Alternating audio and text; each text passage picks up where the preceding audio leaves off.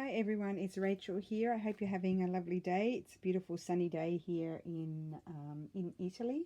I just wanted to share with you my latest pattern in my shop and show how the pattern is, and just show quickly how I make up the pouches, because it's a little bit of a different technique to making up a regular bag or a zipper pouch. So these little pouches are really sweet and are great for carrying around small sewing projects or personal items in your bag, as a little makeup sort of pouch. Really, you can use them for anything, and they're also really gorgeous, quick little gifts that you could make for someone. And I'm making a whole lot now for a market, a 4-day market that I'll be doing in about, not this weekend actually, but the next weekend. And I'm quite happy for people to make these to sell at markets in small quantities or in their shops online. So it's a really great fun pattern that you can adapt to your style. So I do it in my style. I like to use old hemp and stamped fabrics, and also antique fabrics mixed with new fabrics as well, and then also lots of beautiful old antique laces and trims. So there's quite a few different methods of making the pouch, or the same method of making the pouch, but different ways you can approach the decoration of the pouches. So when you print it out, it'll look like this, and then you'll have a list of materials that you need, cutting, and then all of my instructions have photographs to help support the instructions as well, so that makes it quite a bit easier. And then also there's the template for the basis of the pouch as well. So that's the printed out pattern. And then so there are different, as I mentioned, there are different ways to making it. You could do, like, this is the front, I call this the back with the flap, and then this is the front. You can do patchwork and then a single fabric with a trim coming down the back, or you could also have a single piece of fabric and then patchwork the back as well. And then also you could have a single piece of fabric collaged at the front or on the top, and then also have the single piece of fabric at the back. So in the pattern I explain how you do approach each of those 3 different types as well. And then also you can sew your button on the flap and then tie some faux suede cord and then wrap it around a few times, or you can put some trim. I like to use these jute sort of trims. You can stitch it into the top and then stitch on a button and wrap it around like that. Just another quick note is the buttons, I tend to sew them on after I've made up the pouch. I don't mind that you've got the stitching at the back there, just because I find it easier to put them in the right place. And also if you're putting the button on the flap, you can really only sew it on afterwards, because you wouldn't be able to stitch around here because of the bulk. So I just wanted to show how I approach the pattern quickly. I'm not going to actually sew in this video, but I do have my pouches prepared in the various phases. So when I'm preparing for a market, I'll prepare a whole lot at one time, and I'll do all of them each step. So like if I'm preparing 10, I'll do 10 fronts, and 10, I'll prepare 10 flaps here as well. So basically what you do to sew it up is you prepare your front and your back. So I stitch it onto my my batting, so it gives it a little, it just has a really nice feel, more so than using a fusible sort of web. But you can also use one of those or nothing, but then they're quite floppy. So once I've prepared my 2 pieces, and then I choose my lining, this is my lining here, I'll pin on my front piece, I'll pin it at the top, and then on my second piece I'll also pin it. I'll show you where. Now this one I hadn't pinned yet because I want to put in my trim there. I haven't cut it out yet, so I can't do that now, but I'll just show you how I pin it. So I normally will pin it from this edge here. I'll just pin it and then show you. I'll put one in the center here, and then one there. So we're going to be sewing this. You sew this from this edge here all the way around to that same edge on the other side, not down the sides. So you're only sewing really the flap. And when I sew it, I always line it up with the edge of my foot. So this is one that's been sewn. I've started from here and I've stitched to there. And I've just lined it up with the edge of my foot, so it's about a 1/4 inch seam. And then with the front piece, you just stitch it across the top. So this is the top here.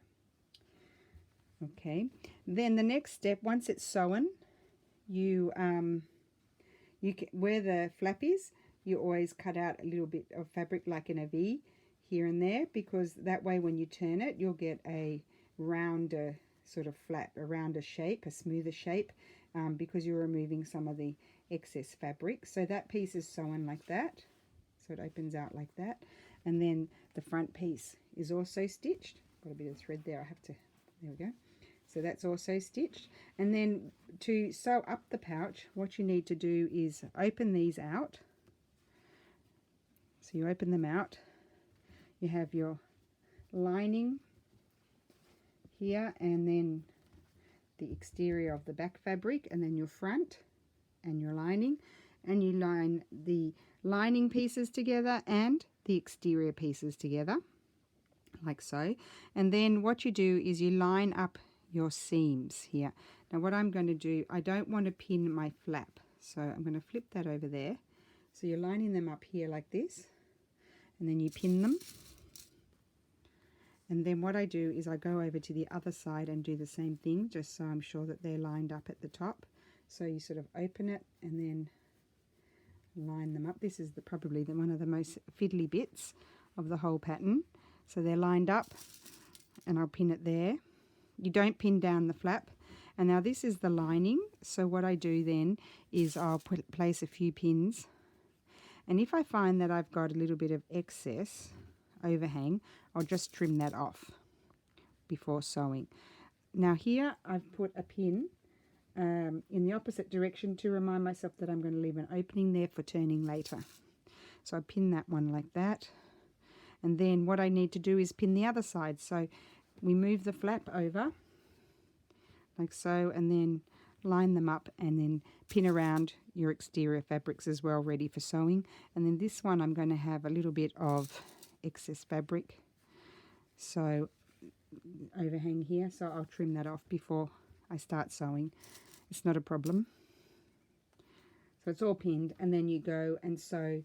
You'll start sewing from where the stitching stops there, down and all the way around, and always lining it up with the edge of your sewing machine foot. And then you hold it like this, move the flap over, and then sew around the edge of this one. So I'll show you one done. It is here. So you can see the sewing goes around like that on my exterior fabrics and stops at the flap, which is free. And then move the flap over that way, and then you sew around here, and then you stop here and you leave your opening. You can see it's open there.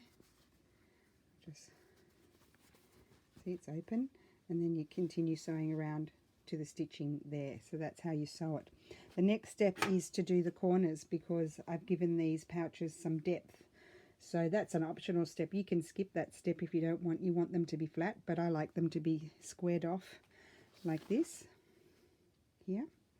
So what you can do is I eyeball it. I basically open out my open out my seams like this, and I lay the seams on top of each other, and then I take this, I put it under my sewing machine, and I line that point up to the last markings on my sewing machine. So I'll just show you that so you understand it better. I hope you can see here. I'll just move this back a bit so you can see, not very well, but the last marking is there where my finger is. It says 20. So what I do is I'll have this seam lying on top of that seam over there. I'll make sure it's pulled out, and then I will put it in my sewing machine holding it flat, and I'll line that point where the stitching stops right there, and then I'll stitch it. So that's where my line is there. That's the end there. And I'll go backwards and forwards a few times to hold it in place. The other technique, if you're not confident doing that, for this is if you draw with your quilter's ruler a square from your stitched line there. So my little square there drawn is 1.5 centimeters, and which is a little bit over half an inch. So one marking over an inch. I don't know what you call that, because I don't work in inches normally. So yeah, and you can draw it on both sides. So then when you, I didn't draw it here, but if you draw it on both sides, when you open it out and you lay your seams on top of each other, you kind of feel it a little bit. You get the corner right where it's folding there. And then if you had another square drawn there, you would have a line going right across, and then you just stitch across that, and then go backwards and forwards a few times, and then you just trim off the excess, leaving about a 1/4 inch seam there. So I think I've already trimmed this one off like that.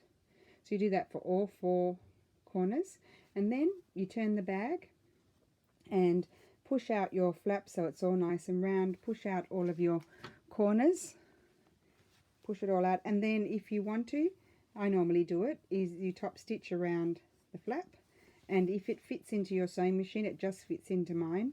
If I take off, I don't know what you call this, if I remove this, it fits onto here. And then I just top stitch this little bit here, and then I sew on my button on the flap or here, and it's finished. So that was just a quick little how-to to help anyone who's bought my pattern or is going to buy my pattern. It explains a little bit exactly how you do it. I hope this was helpful. Hope you're having a lovely day, and thank you for listening. Bye.